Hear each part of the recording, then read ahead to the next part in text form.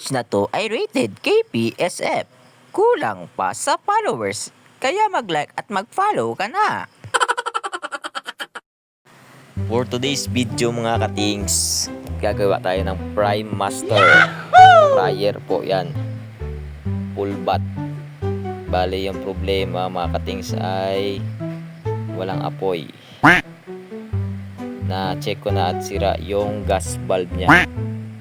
Pero kailangan nilang gamitin kasi maraming product yung masasayang at sales. Kaya yung ginawa ko muna ay tinanggal ko muna yung sa split bat,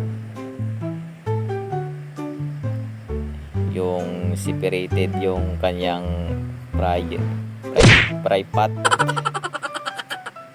Kaiba kasi yung mantika at may ibang piyesang sira din yung sa kabila, pero yung sa kanan ay gumagana. Kaya yung sa kaliwa ay tinanggal ko muna yung gas valve kasi o-orderin pa yun at matagal pa dumating. At yung sira ng full bat ay yung gas valve lang, kaya tatanggalin ko yung gas valve at dun muna ikakabit para magamit nila yung full bat. Okay.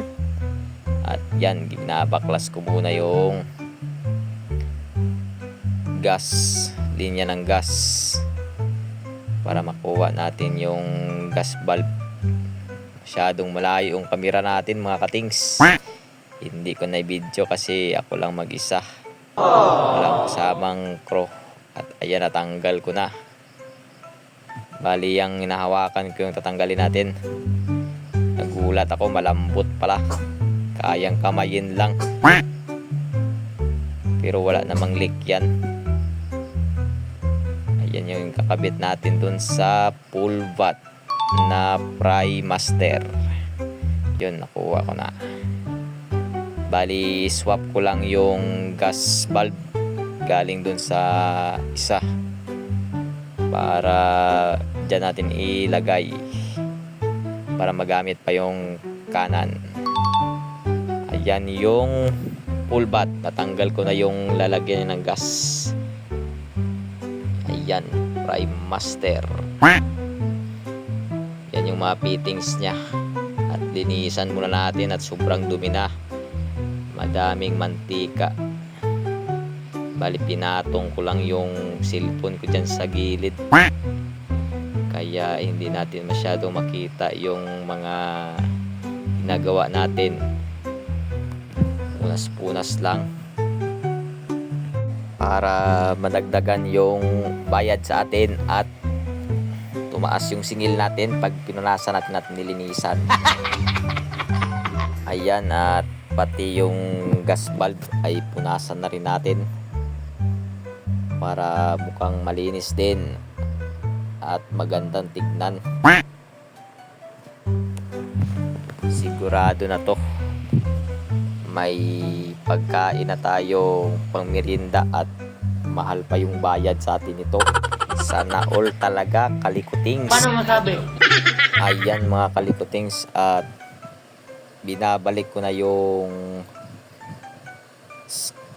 bracket nung gas line. Ginagawa mo?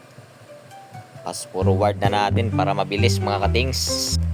Dito naman mga katings ay binabalik ko na yung mga fittings dun sa igniter at saka dun papunta sa pinaka burner nung fryer mga katings.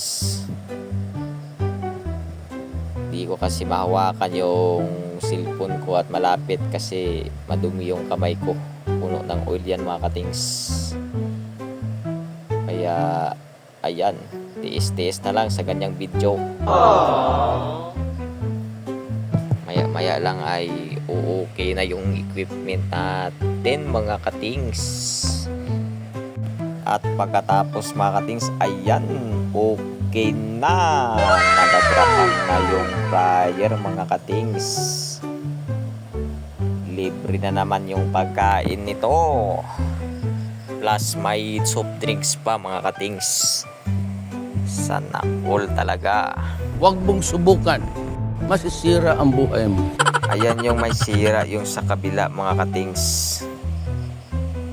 Ayan, yung tinanggalan natin ng gas valve. At least yung sa kabila nagagamit pa nila.